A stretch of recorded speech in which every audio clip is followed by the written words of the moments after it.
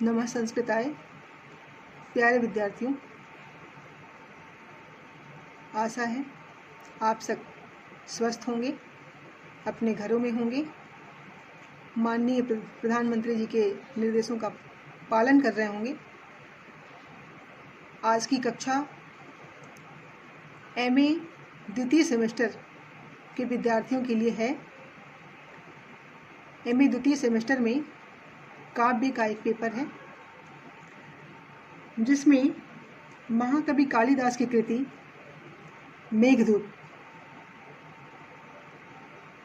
का व्याख्या भाग और प्रश्न उत्तर पढ़ना है। तो आज हम लोग मेघदूत पे बात करेंगे। मेघदूत की काफ़ी कक्षाएं चल चुकी हैं। आगे हम इस पर कुछ महत्वपूर्ण श्लोकों की व्याख्या पद्धति आपको बताएंगे कि किस प्रकार से आपको इनके पद्य का व्याख्या करना है। सबसे पहले हम लोग मेघदूत के प्रस्तावना पे बात कर लेते हैं। मेघदूत क्या है? यदि मेघदूत का परिचय पूछे परीक्षा में तो किस प्रकार इस प्रश्न का उत्तर आपको देना है। तो हम लोग आज पहले प्रस्तावना देखते हैं, तत्पश्चात श्लोकों की व्याख्या देखेंगे।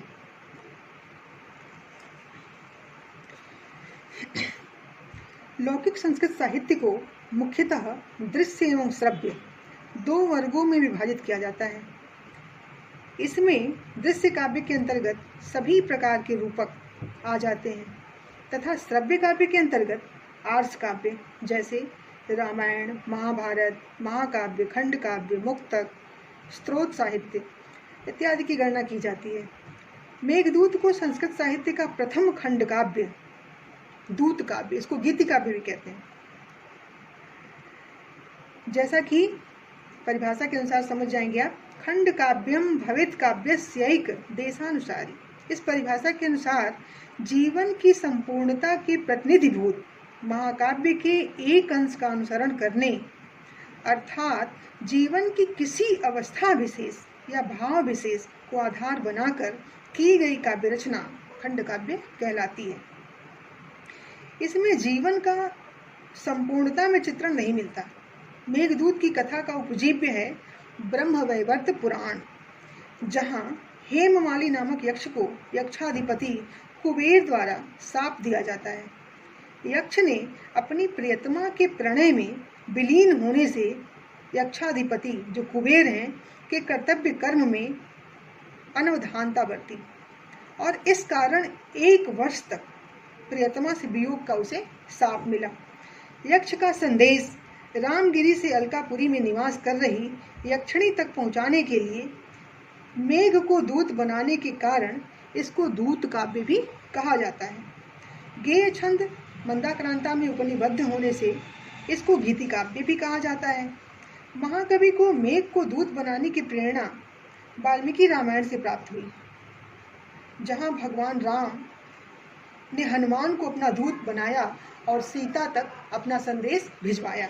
तो वहीं से इनको दूत की प्रथा का मतलब वहीं से उन्होंने उसका अनुपालन करते हुए इन्होंने भी मेघदूत में यक्ष तथा यक्षिणी जो अपने स्वामी धनपति कुबेर की कैलाश पर स्थित अलकापुरी में निवास करते थे, तो शाप के पश्चात यक्ष अलकापुरी को छोड़कर रामगिरी नामक पर्वत जो वर्तमान में नागपुर के समीप रामटेक जगह है वहाँ पर निवास करने लगा। अब वियोगी यक्ष को अपनी प्रियतमा से वियुक्त होने का शाप कार्तिक शुक्ल एकादशी, जिसको हरि प्रबोधिनी एकादशी कहते हैं, उसी दिन मिला था। शापांतो में भुजग सैनाद तिथि सारंग पांडव।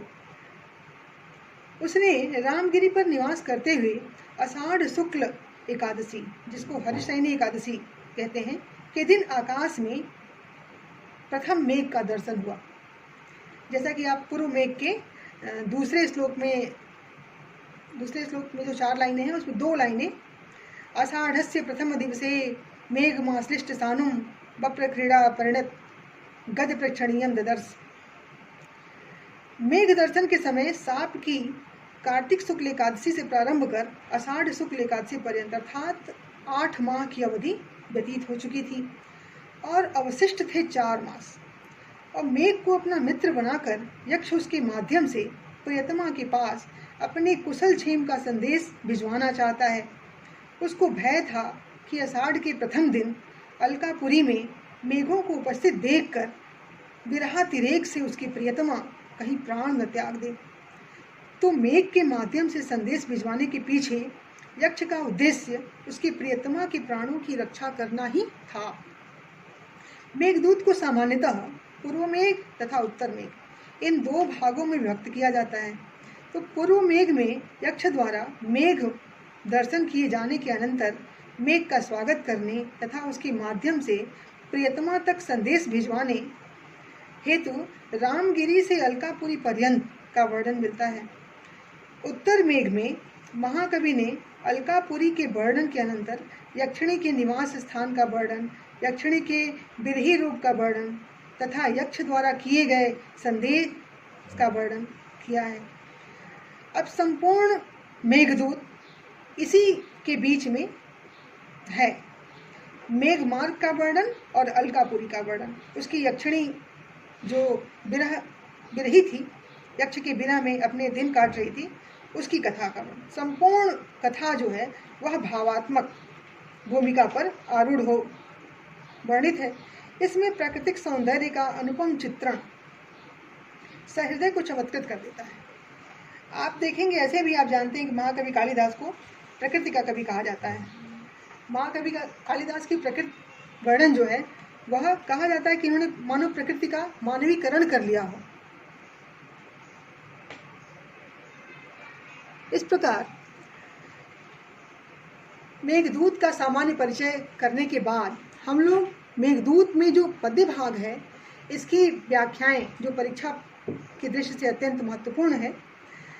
तो जो पूर्व मेघ के कुछ श्लोक हैं जो परीक्षा की दृष्टि से महत्वपूर्ण है, उन श्लोकों की व्याख्या में आप क्या क्या सावधानियां बरतें, कैसे अच्छी व्याख्या करें, तो उस पर हम अब एक श्लोक जो कि श्लोक संख्या है 21 स्क्रीन पे आपको दिख रहा होगा। तो इस श्लोक की व्याख्या, यह अत्यंत महत्वपूर्ण श्लोक है। तो व्याख्या की दृष्टि से हम देखते हैं कि इस श्लोक की व्याख्या आप कैसे करेंगे। चलिए, सबसे पहले तो आप यह समझ लीजिए कि यह श्लोक आया कब है, इसका प्रसंग क्या है। तो मेघ मार्ग में आने वाले जो प्रत्येक पद्य हैं, तो महाकवि ने स्थान विशेष के महत्व को प्रतिपादित किया है। अतः प्रत्येक पद्य की व्याख्या वर्णनीय स्थान के वैशिष्ट्य को उद्घाटित करने के उद्देश्य से की जानी चाहिए।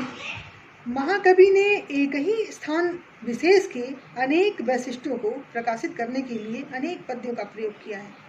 उसी प्रसंग में मेघ मार्ग में आने वाले पद्य की प्रसंग में ही यह है। इस श्लोक में महाकवि लिखते हैं, नीपम दृष्ट्वा हरित कपिसम केसरैर अर्घरूढ़ै आविर्भूत प्रथम मुकुला कंदलिश्चानुकच्छम जग्ध्वा अरण्येष्व अधिक सुरभिम गंधमाग्राय चोर्व्या सारंगास्ते जलल वमुचः सुचिष्यन्ति मार्गम।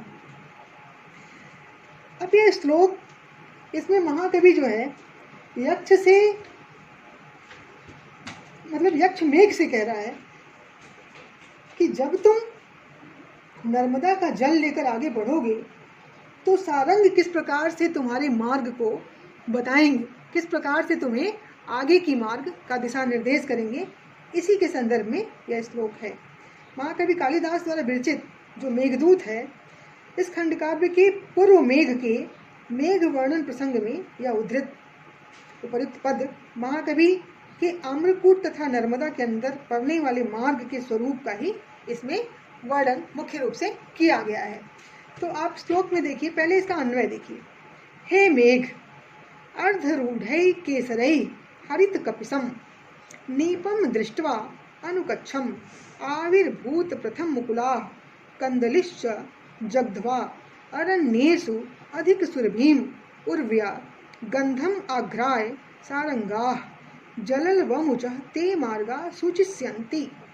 अब इस श्लोक में हम कहाँ से इसका लाइन ले रहे हैं या आप श्लोक में ध्यान देंगे तो समझ जाएंगे। वैसे आपके जो स्क्रीन पर मैंने दिखाया है इसमें अन्वय दिया भी है। तो अब हम इसकी व्याख्या पे आते हैं। तो पहले सारंगाह, यहाँ सारंग शब्द के सारंगश्चातके भृंगे मृगे अपि च मतंगजे, इस मेदिनी कोश के अनुसार सारंग के चातक, भ्रमर, मृग तथा हाथी 4 अर्थ होते हैं। इस पद्य में क्रमशः हाथी, मृग और भ्रमर अर्थ लिए गए हैं। यहाँ 3 पूर्वकालिक क्रियाएं हैं, दृष्ट्वा, जग्ध्वा तथा आघ्राय। इनके वाक्य बनेंगे सारंगाह नीपम दृष्ट्वा, सारंगाह मतलब मृगा, कंदली जग्ध्वा तथा सारंगाह अर्थात भ्रमराह गंधम आग्राय। वर्षा ऋतु के आगमन के साथ कदम्ब पुष्पित हो उठता है। मेघ मार्ग में आने वाले हाथी अर्ध विकसित केसरों से युक्त कदम्ब पुष्पों को देख प्रसन्न हो उठते हैं। उसी समय तराई वाले क्षेत्रों में कदली खिल उठती है। उसके कोमल पुष्पों को मार्ग में दिखाई देने वाले मृग भक्षण किया करते हैं। तो मार्ग में पड़ने वाले भ्रमर वर्षा ऋतु की प्रथम दृष्टि के अनंतर जो पृथ्वी से उठी माटी की जो सोंधी सुगंध होती है उसको सूंघते हैं। ये तीनों दृश्य जिस मार्ग में स्पष्ट दिखाई दे, मेघ का अलका पर्यंत जाने का वही मार्ग है। ऐसा मेघ जो है, यक्ष जो है मेघ को बता रहा है कि वर्षा के प्रभाव से होने वाले जो प्राकृतिक परिवर्तनों की ओर कवि ने संकेत कर दिया और उस माध्यम से मेघ को उसके मार्ग का परिचय भी करा दिया। यहाँ मेघ जल की प्रथम बिंदुओं को पृथ्वी पर छोड़ता हुआ आगे बढ़ता है। अब यहाँ आपको ध्यान देने योग्य तथ्य ये है कि इस पद्य में, एक ही पद्य में 3 अर्थ तथा उन तीनों के 3-3 स्वतंत्र वाक्यों में प्राकृतिक विशेषताओं के साथ अन्वय महाकवि अपनी कविता के वैशिष्ट्य को प्रकाशित करने के लिए कर रहे हैं। तो व्याख्या करते समय आपको इन तथ्यों को अवश्य ध्यान में रखना होगा। अब इनका शब्दशः व्याख्या जो है, जैसे अर्धरूढ़ई, अर्धरूढ़ई आधा खिला हुआ, ठीक है। केसरई जो खिले हुए केतकी के फूल हैं, हरित कपिसम हरे और पीले वर्ण के जो नीपम कदम्ब के फूल जो हैं, वह उसके बीच में जो केसर है उसको उन्होंने यहाँ पे कहा है अर्धरूढ़ई केसरई हरित कपिसम नीपम दृष्टवा अनुकच्छम आविर्भूत प्रथम मुकुला कदलीश्च। तो कह रहे दृष्टवा अनुकच्छम, अनुकच्छम मतलब जो माटी पानी से भीगी हुई है, दलदल हो गया है, उसमें आविर्भूत प्रथम मुकुला कंदली च जग्ध्वा, कंदली मतलब कलियों को, जग्ध्वा भक्षण करके, अरण्येषु उर्व्या अधिक सुरभीम, अधिक सुगंधित उर्वी अर्थात पृथ्वी को सूंघकर जो सारंग है, हाथी, मृग और भ्रमर। यहाँ पे सारंग का 3 अर्थ जो हमने आपको बताया, 4 अर्थ, हाथी, मृग, भ्रमर और मयूर। जलल वमुचु, जलल वमुचु मतलब जो जल की बिंदुएं हैं, जो वर्षा ऋतु में आपने देखा होगा वर्षा होता है तो जल बूंद बूंद करके पृथ्वी पर आता है, तो जल की बिंदुओं को प्राप्त करके ते मार्गम सूचिष्यन्ति, ये ही तुम्हारे मार्ग को वहाँ पर दिखलाएंगे, तुम्हें दिशा निर्देशित करेंगे।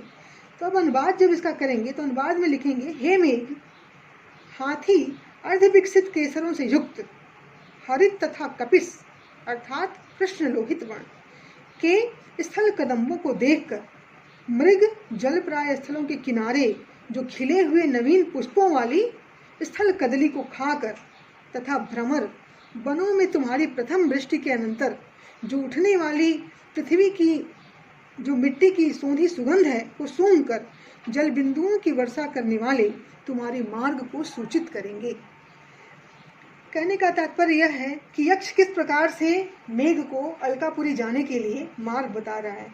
इसी संदर्भ में बहुत सारे श्लोक हैं जिनमें यह एक महत्वपूर्ण श्लोक है, जिसकी व्याख्या मैंने आपको यहाँ बताई।